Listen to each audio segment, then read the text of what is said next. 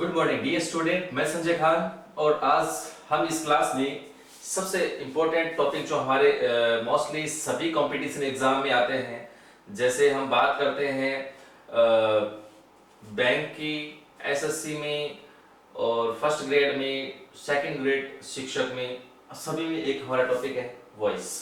आज हम voice topic में आने वाले क्वेश्चंस को बारे में पढ़ने जा रहे हैं। उससे पहले मैं आपको एक बात बताना चाहता हूं, वो ये है कि एग्जाम में क्वेश्चन है वो वॉइस से रिलेटेड किस प्रकार से आते हैं। तो सबसे पहला मेरा आपसे एक सुझाव है, एग्जाम में आपके सामने एक्टिव वॉइस दिया हुआ आएगा, उसका पैसिव वॉइस बनाना है, या पैसिव वॉइस दिया हुआ आएगा, आपको एक्टिव वॉइस बनाना है। इस प्रकार से सबसे पहले हम बात करते हैं कि वॉइस क्या है। स्टूडेंट, वॉइस क्या है? वॉइस हम इंग्लिश में जो सेंटेंस को डिलीवर करते हैं, हम इंग्लिश में सेंटेंसेस को स्पीक करते हैं, हम बोलते हैं। तो जो भी सेंटेंस बोला जाएगा उसको हम क्या बोलते हैं? वॉइस बोलते हैं। वॉइस का हिंदी में अगर हम बात करें तो वॉइस को हम हिंदी में क्या बोलते हैं? वाच्य बोलते हैं। क्या बोलते हैं? वाच्य बोलते हैं। वाच्य का मतलब होता है बोला जाने वाला, बोला जाने वाली वॉइस, ये वाच्य है। ठीक है। There are two kinds of voice. There are two kinds of voice. सबसे पहला वॉइस होता है, उसको हम स्टूडेंट्स बोलते हैं, कौन सा वॉइस बोलते हैं? एक्टिव वॉइस बोलते हैं। कौन सा बोलते हैं? एक्टिव वॉइस बोलते हैं। और दूसरा एक्टिव का एकदम अपोजिट अगर हम बात करते हैं, वो हमारा क्या होता है? पैसिव वॉइस होता है। एक्टिव वॉइस और सेकंड हमारा होता है पैसिव वॉइस होता है। जो एक्टिव वॉइस है वो कौन सा होता है?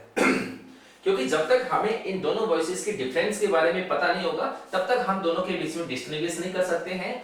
और एग्जाम में हमारे सामने एक क्वेश्चन मार्क बना रहता है कि हम परीक्षा में किस प्रकार से इस प्रकार के आने वाले क्वेश्चन को हल करें। ठीक है। इसके लिए सबसे पहले मैं आपको बताना चाहता हूं एक्टिव वॉइस क्या है। जो हमारे पास एक्टिव वॉइस है उसको हम स्टूडेंट्स बोलते हैं, क्या बोलते हैं? कृतवाच्य बोलते हैं। क्या बोलते हैं? कृतवाच्य बोलते हैं। और एक चीज मैं आपको बताऊं, कृतवाच्य क्या है और जो सेकंड हमारे पास क्या है? पैसिव वॉइस है, उसको हम बोलते हैं कर्मवाच्य बोलते हैं। क्या बोलते हैं? कर्मवाच्य बोलते हैं। और कर्मवाच्य क्या होता है हम डिस्कस करेंगे। Active voice and second is passive voice. Active voice जो है उसमें कृत शब्द से मीनिंग होता है किससे? कर्ता से, यानी कर्ता भी इंग्लिश में बोलते हैं क्या? वेरी गुड, आप सब जानते हैं क्या बोलते हैं? सब्जेक्ट बोलते हैं। क्या बोलते हैं?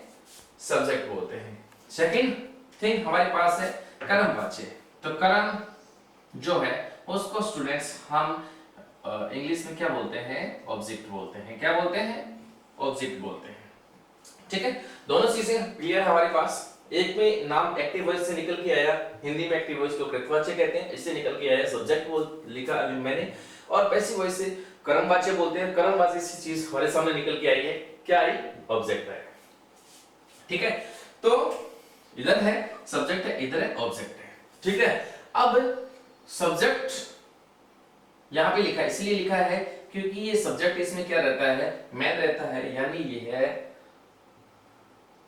कर्ता प्रधान होता है। क्या होता है इसमें? कर्ता प्रधान होता है, यानी जो मेन रोल होता है, जो सिग्निफिकेंट रोल होता है इस सेंटेंसेस में, उसमें क्या होता है? सब्जेक्ट का होता है। यानी वाक्य की शुरुआत किससे होती है? सब्जेक्ट से होती है। यानी सब्जेक्ट से वाक्य की शुरुआत। हम आगे एग्जांपल से अच्छे तरीके इसको पढ़ने का प्रयास करेंगे। यानी इस प्रकार के सेंटेंस की शुरुआत किससे होती है? सब्जेक्ट से होती है। दूसरे नंबर पे आते हैं हम, पैसिव वॉइस पे आते हैं। पैसिव वॉइस पे आप जाके देखेंगे यहां लिखा हुआ है, क्या लिखा हुआ है? ऑब्जेक्ट लिखा हुआ है स्टूडेंट्स। ठीक है। तो यहां जब हमने बात की कर्ता प्रधान की, अगर हमने बात की तो ये कौन सा हो जाएगा? आप बिल्कुल सही समझ रहे हैं। यह क्या हो जाएगा? ऑब्जेक्ट का मतलब होता है कर्म, तो ये हो जाएगा कर्म प्रधान हो जाएगा। क्या हो जाएगा? कर्म प्रधान हो जाएगा। यानी पैसिव वॉइस जो होगा उसमें सबसे इंपॉर्टेंट रोल जो होगा वो किसका होगा? ऑब्जेक्ट का होगा। ठीक है। किसका होगा? ऑब्जेक्ट का होगा।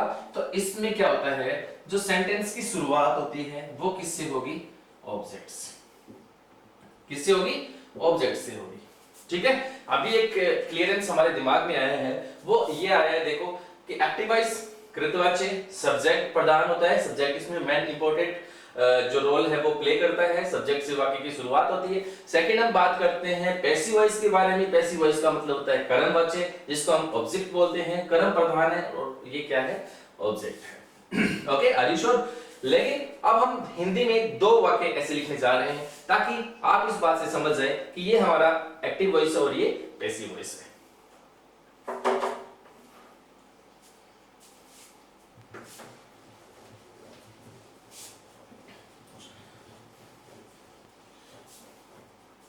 पहले मैं लिखूंगा एक्टिव वॉइस का सेंटेंस यानी कृतवाच्य का सेंटेंस जिसमें कर्ता की महत्वपूर्ण भूमिका होती है। आप देखेंगे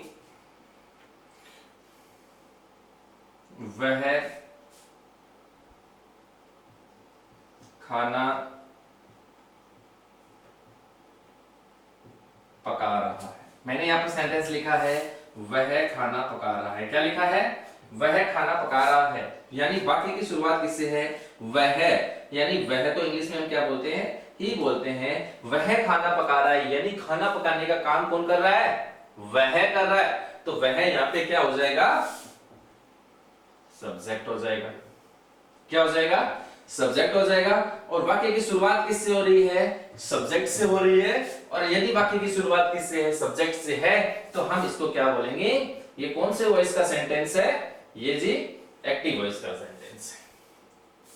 क्लियर? दूसरा वाक्य हम देख रहे हैं, इधर आइए, पैसिव वॉइस पे बात कर रहे हैं। खाना बनाया जा रहा है। खाना बनाया जा रहा है। Very good. यहां आप एक चीज देखेंगे कि अगर हम बात करते हैं सब्जेक्ट की, तो सब जानते हैं सब्जेक्ट किसे कहते हैं? कार्य को करने वाला। और यहां अगर बात करते हैं वह खाना पका रहा है, तो काम करने वाला है कौन? वह। इस सेंटेंस में आप गौर फरमाइए, यहां आप देखें वह खाना बना रहा है, तो मैं वह करता हो गया। खाना बनाया जा रहा है, इसमें कौन बना रहा है खाना? Can you gas? क्या आप पता लगा सकते हैं? इस वाक्य के हिसाब से ही खाना बनाया जा रहा है, कार्य करने वाला यहां आपको कहीं भी दिखाई दे रहा है? खाना बनाया जा रहा है, बनाने वाला तो क्या होता है? करता होता है, काम को करने वाला। लेकिन यहाँ पे काम को करने वाला नहीं है। तो यह जो सेंटेंस है, खाना बनाया जा रहा है, तो खाना इसका क्या है? सब्जेक्ट नहीं होकर ऑब्जेक्ट है। और ये सेंटेंस हमारा क्या होता है? ऑब्जेक्ट बेस्ड होता है। इसीलिए हम इसको क्या बोलते हैं? पैसिव वॉइस बोलते हैं। क्या बोलते हैं? पैसिव वॉइस बोलते हैं। अब हम कुछ और एग्जांपल्स लेते हैं, उस एग्जांपल से हम अच्छी तरीके से समझ सकते हैं कि ये एग्जांपल्स है वो एक्टिव वॉइस के और ये पैसिव वॉइस के।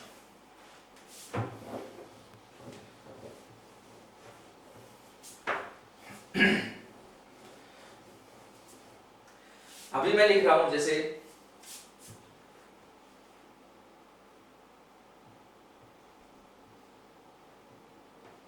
मैच खेला गया। मैच खेला गया। ओके, नीचे नीचे लिखा हमने मैच खेला। मैच खेला गया और हमने मैच खेला। दो सेंटेंस मैंने यहाँ पे लिखे हैं, दोनों में आपको बताना है कि कौन सा सेंटेंस कौन से वॉइस का है। ठीक है, आपने देखा मैच खेला गया है, खेलने वाला कहीं भी जिक्र किया गया नहीं किया गया है, तो ये सेंटेंस कौन से वॉइस का है? कि जी, ये कौन से वॉइस का? पैसिव वॉइस का। ठीक है, हमने मैच खेला, तो काम किसने किया? हमने किया। तो हम है इस में, हमने किया तो हमने सब्जेक्ट है, तो ये कौन सा वॉइस हो जाएगा? एक्टिव वॉइस हो जाएगा। ठीक है, ये है मोटा मोटी दोनों के अंदर डिफरेंस है, एक्टिव वॉइस और पैसिव वॉइस के अंदर। तो मैंने आपके सामने ये क्लियर किया कि एक्टिव वॉइस कौन सा होता है और पैसिव वॉइस कौन सा होता है।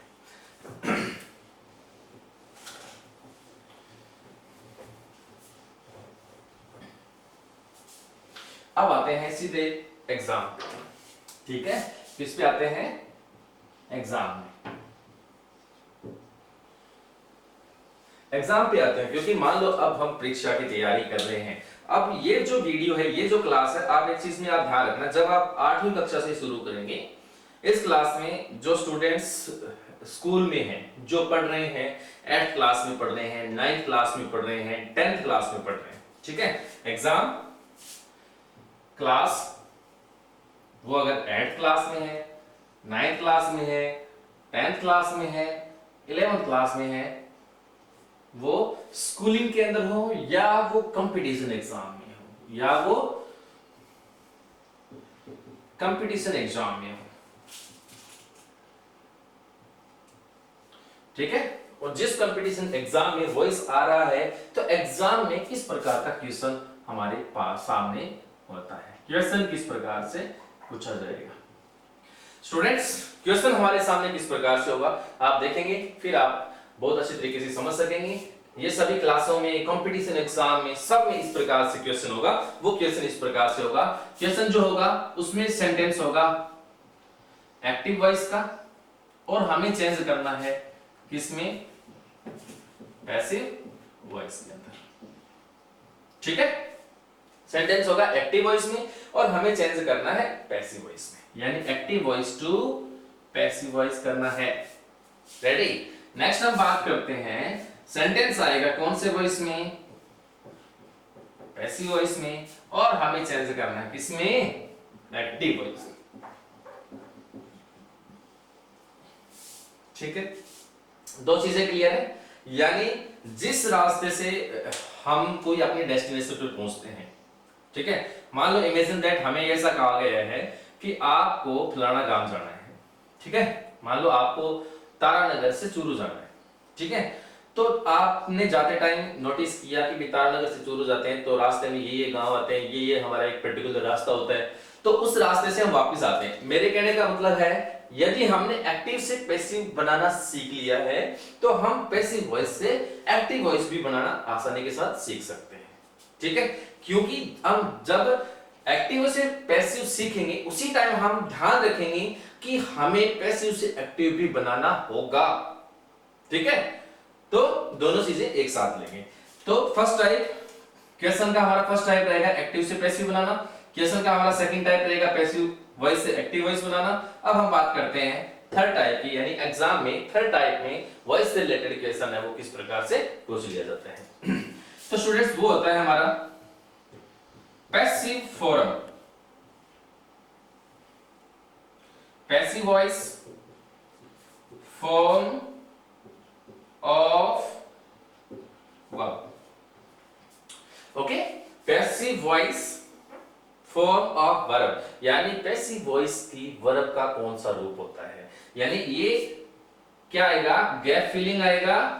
गैप फिलिंग का मतलब होता है स्टूडेंट्स रिक्त स्थान की पूर्ति करना, या हम इसको ऐसे बोल सकते हैं फिल इन द ब्लैंक्स। क्या बोल सकते हैं, फिल इन द ब्लैंक्स वाले क्वेश्चन आएंगे, ठीक है, यानी गैप फिलिंग या फिल इन द ब्लैंक्स आएगा जिसमें हमें पैसिव वर्ब पढ़नी है, यानी पैसिव वॉइस में कौन सी टेंस की वर्ब होती है। हम तीन प्रकार के क्वेश्चंस का इन क्लासों में पढ़ेंगे, इन क्लासों में वॉइस से, और एग्जाम में यानी सभी ऑल कंपटीशन एग्जाम में, एक चीज और मैं आपको लिख देता हूं, ऑल कंपटीशन एग्जाम में ये इस प्रकार से आएंगे। आई होप दैट कि आप अच्छे तरीके से अभी हम एक्टिव से पैसिव बनाना, यानी according to our question number first के हिसाब से हम सीखने जा रहे हैं। आप सभी से मेरी आशा है कि आप क्लास को रेगुलर और लगातार आप इसको देखते रहिए, ठीक है।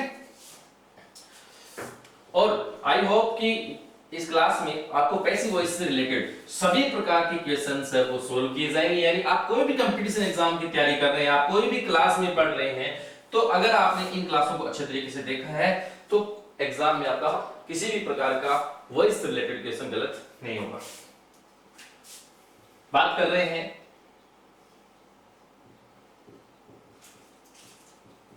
एक्टिव से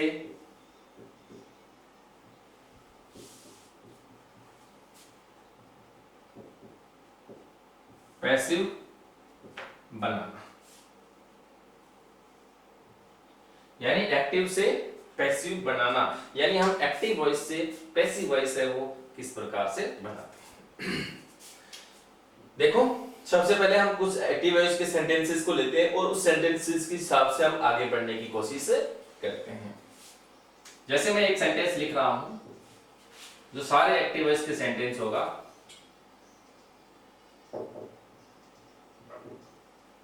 पहला सेंटेंस मैंने लिखा है, ही, इजी वे से सीखना शुरू कर रहे हैं। फर्स्ट में he writes a letter, he writes a letter. Next लिखा मैंने, you are singing a song. Okay. Third मैंने सेंटेंस लिखा, she has checked your diary.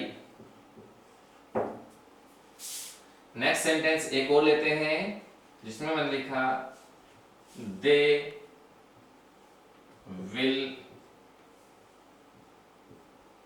Ask,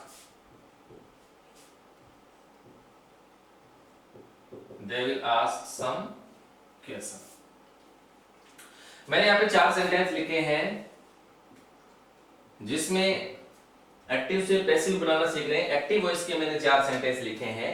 सबसे पहला हमारा रूल ये होगा कि जब हम एक्टिव से पैसिव बना रहे हैं, जब हम एक्टिव वॉइस से पैसिव वॉइस जब हम बना रहे हैं, तो हमें करना क्या है कि सबसे पहले जो हमारा पार्ट ऑफ स्पीच होता है, उस पार्ट ऑफ स्पीच को हम सिलेक्ट करेंगे। हम उस पार्ट ऑफ स्पीच को कैच करेंगे कि इसमें कौन सा पार्ट ऑफ स्पीच है और ये सेंटेंस में क्या चीज है। ठीक है।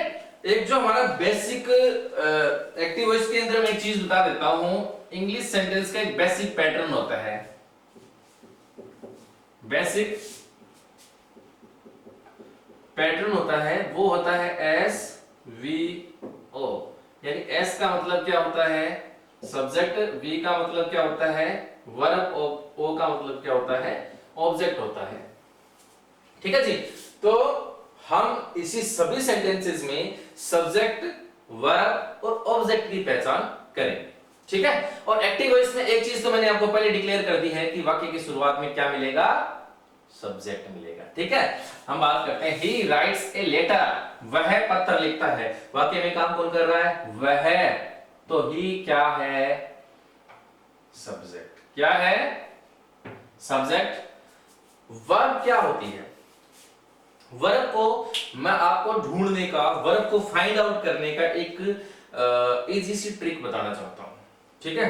वर्ब क्या होता है, दुनिया में जितने भी सारे काम है, आप कोई भी काम को रिकॉल करेंगे, आप कोई भी काम को रिमेंबर करेंगे, जैसे खेलना, पढ़ना, लिखना, सोना, काम करना, बुलाना, चिल्लाना, अब कोई भी काम को याद करेंगे तो जितने भी एक्शंस होते हैं वो सारे एक्शन क्या होती है, वर्ब होती है। रेडी। क्या होती है, वर्ब होती है। तो वह पत्र लिखता है, काम क्या है, लिखना, तो राइट। राइट क्या है, वर्ब। क्या है, वर्ब है। ठीक है।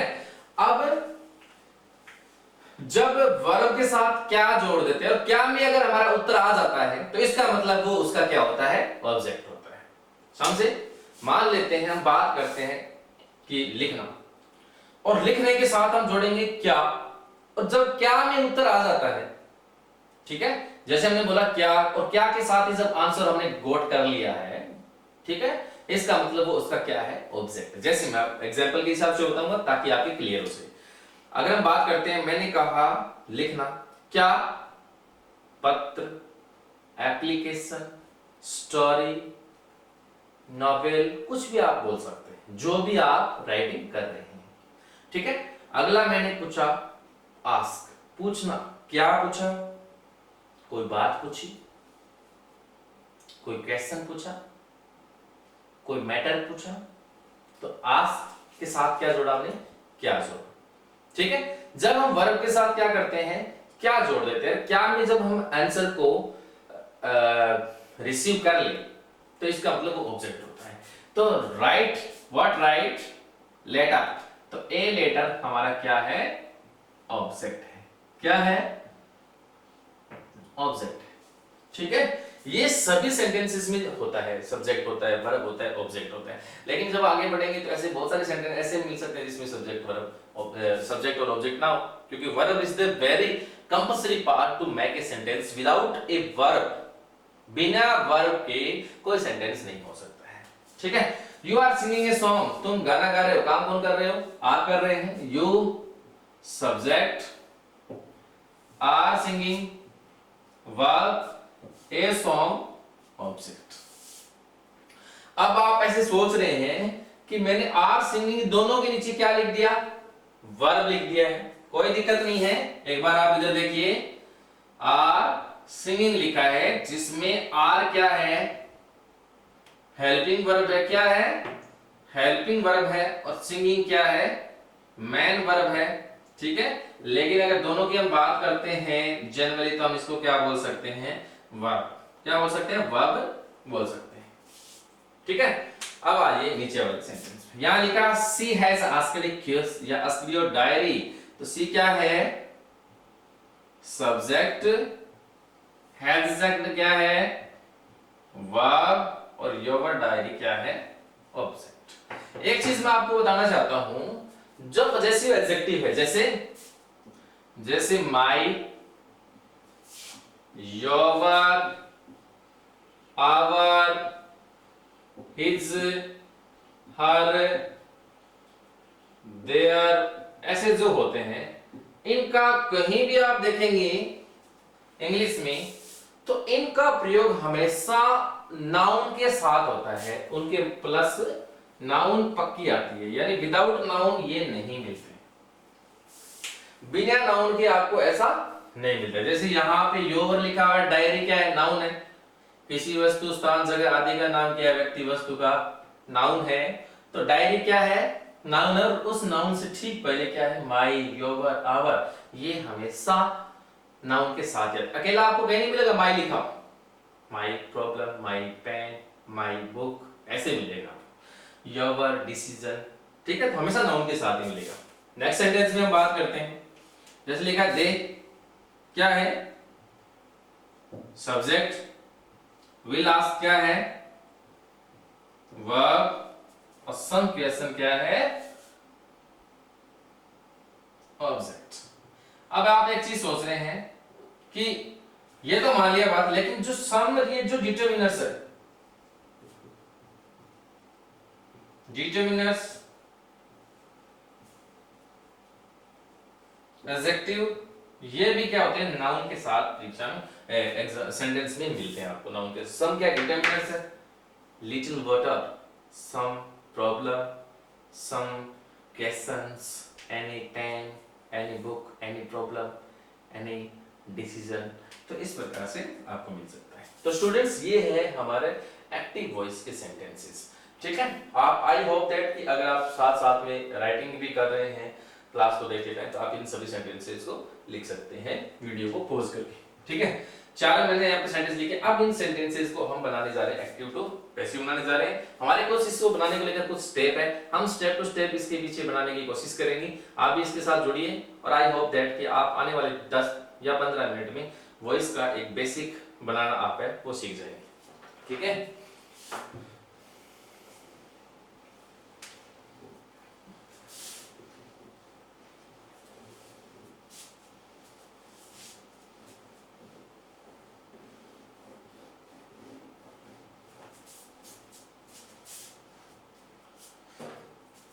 फ्री राइट से लेकर सबसे पहले देखो इसका बना रहे हैं, पैसिव वॉइस बना रहे हैं।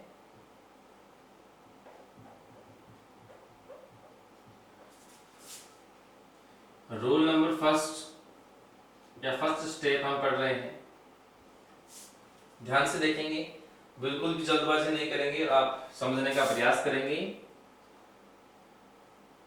एक्टिव वॉइस के ऑब्जेक्ट को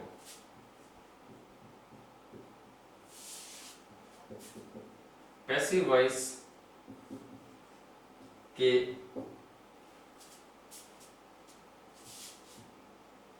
सब्जेक्ट में लिखते हैं। एक्टिव वॉइस का जो भी ऑब्जेक्ट होगा और उस ऑब्जेक्ट को हम क्या लिखेंगे, पैसिव वॉइस का सब्जेक्ट में लिखेंगे। यानी एक्टिव वॉइस का क्या होगा, जो ऑब्जेक्ट होगा, वो पैसिव वॉइस का क्या होगा, सब्जेक्ट होगा। ठीक है। अब देखो, यदि नाउन हो, यदि क्या हो, नाउन हो, तो क्या करना है स्टूडेंट, नो चेंज। क्या करना है, नो चेंज। और यदि क्या हो, प्रोनाउन हो, तो क्या करना है, चेंज करना है। प्रोनाउन हो तो क्या करना है, चेंज करना है। अब आप सोच रहे हैं कि चेंज है, करना है, पर कैसे करना है। आप ये देखो, इस प्रकार से हम कर देंगे चेंज कि जी जो पैसिव वॉइस के जो एक्टिव वॉइस के ऑब्जेक्ट में है, वो अब क्या होगा, पैसिव वॉइस के सब्जेक्ट में होगा। यदि वो मी है तो उसका क्या लिखेंगे, आई।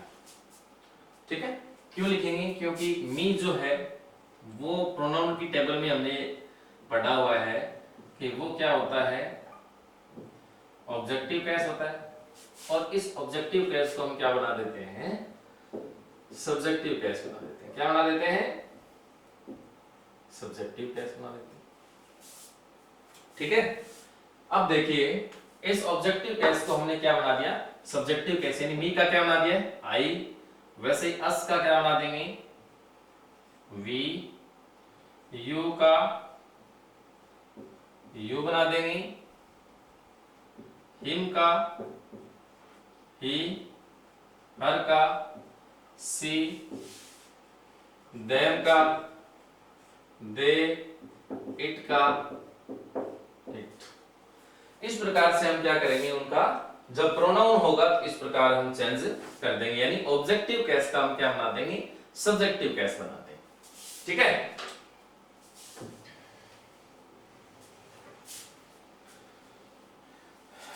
अभी देखो, जो हमारा सेंटेंस लिखा हुआ है उसके अंदर आप देखिए ऑब्जेक्ट क्या है, ए लेटर लिखा हुआ है। तो ए लेटर नाउन है या प्रोनाउन है, ए लेटर नाउन है। ठीक है। तो नाउन है तो चेंज करना ही नहीं है, तो हम क्या लिख देंगे, ए लेटर। यानी फर्स्ट रूल हम सीख लिया है। ठीक है। एक चीज आप बताओ कि यहां पे क्या लिखा होता, मान लो इमेजिन दैट देम लिखा होता।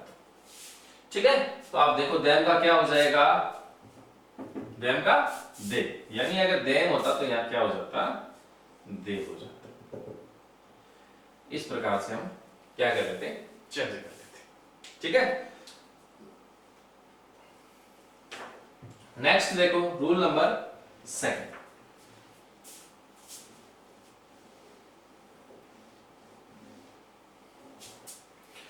रूल नंबर 2 में आप देखेंगे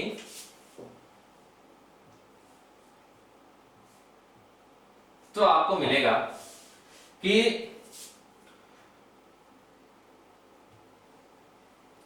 सब्जेक्ट के रूप, सब्जेक्ट में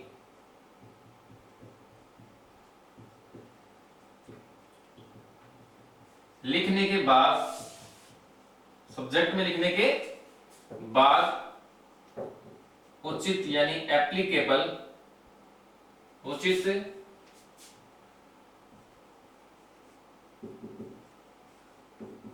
हेल्पिंग वर्ब तथा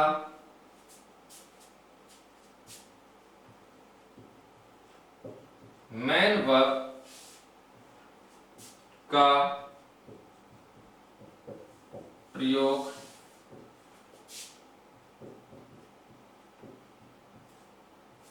करते हैं। ठीक है। यानी सब्जेक्ट में लिखने के बाद उचित हेल्पिंग वर्ब या मेन वर्ब का प्रयोग है वो करते हैं। ठीक है। यानी यहां जो वर्ब देखेंगे उसके बाद करेंगे। ठीक है। कैसे करेंगे,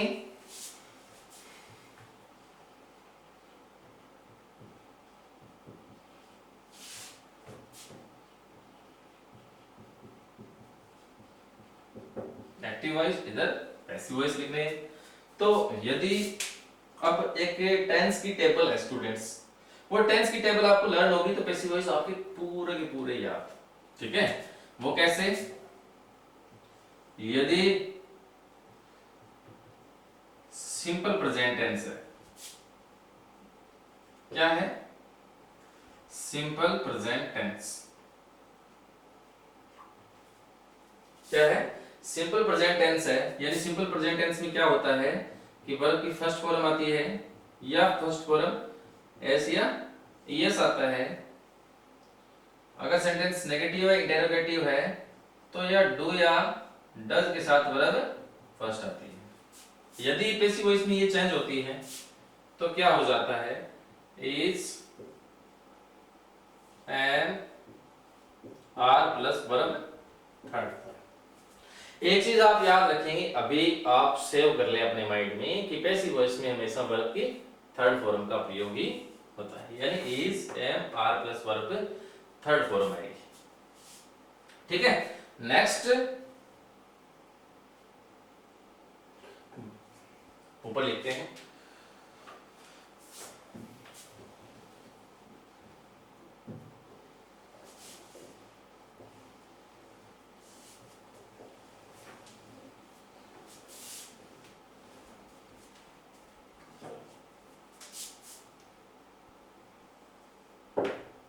नेक्स्ट हम बात करते हैं तो प्रेजेंट कंटिन्यूअस टेंस आता है।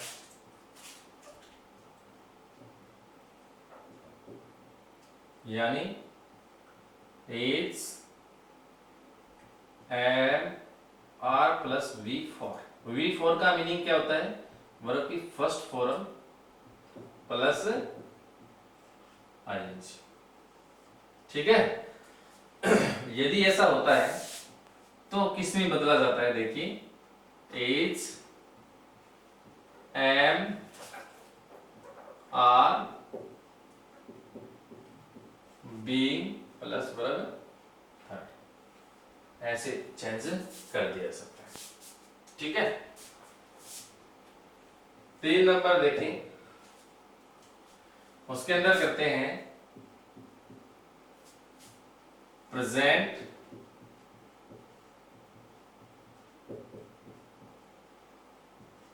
Perfect tense. Present perfect tense में क्या होता है कि हैज हैव प्लस वर्ब की थर्ड फॉर्म। ठीक है, और पैसिव वॉइस में क्या हो जाता है? हैज हैव प्लस वर्ब की has have plus been plus verb की थर्ड फॉर्म। यानी इसमें क्या लग जाएगा? बीइंग लग जाएगा, और कंटिन्यूअस में क्या लग जाएगा? बीइंग लग जाएगा। फोर्थ टेंस है वो होता है प्रेजेंट परफेक्ट कंटिन्यूअस टेंस। कौन सा? प्रेजेंट परफेक्ट कंटिन्यूअस टेंस, जिसमें क्या होगा? Has have been plus verb की फोर्थ। ठीक है, तो फोर्थ फॉर्म का मतलब आईएनजी फॉर्म। इसमें क्या होता है? इसका कोई भी पैसिव वॉइस नहीं होता है, तो यानी नो पैसिव। ठीक है, तो ये था टोटल हमने प्रेजेंट टेंस तक देखा। ठीक है, तो अभी जो हमारा जो सेंटेंस था, मैंने लिखा, क्या लिखा? He writes a letter. Sentence था ही राइट्स ए लेटर। ठीक है, तो हमने बना लिया था ए लेटर तक बना लिया था। ठीक है, उसके बाद ये वर्ब की फर्स्ट फॉर्म एस या ईएस आ गया है, यानी टेंस कौन सा है? Simple present. श्योर, तो सिंपल प्रेजेंट जब है तो सिंपल प्रेजेंट के साथ क्या करते हैं? इज एम आर वर्ब की थर्ड फॉर्म। ए लेटर एक वचन है तो क्या आ जाएगा? इज। वर्ब राइट है, थर्ड फॉर्म क्या हो जाएगी? रिटन। क्या हो जाएगी? रिटन। इस हिसाब से हम इसकी उचित हेल्पिंग वर्ब और वर्ब का प्रयोग है वो कर लेते हैं। ठीक है, इससे नेक्स्ट जो रूल है, यानी 5 नंबर से लेकर आगे तक के जो बेसिक रूल और फिर और आगे जो वॉइस के हैं वो हम पढ़ेंगे नेक्स्ट क्लास में। आई होप दैट कि अभी तक आपने बहुत अच्छा शुरुआत से लेकर अंत तक बहुत अच्छा आपने सीखा है, और आप ये भी आशा कर रहे हैं कि नेक्स्ट वीक अगली क्लास में हम यहाँ से आगे शुरू करके हम अपनी इस टॉपिक को क्लियर करेंगे। तब तक के लिए थैंक यू।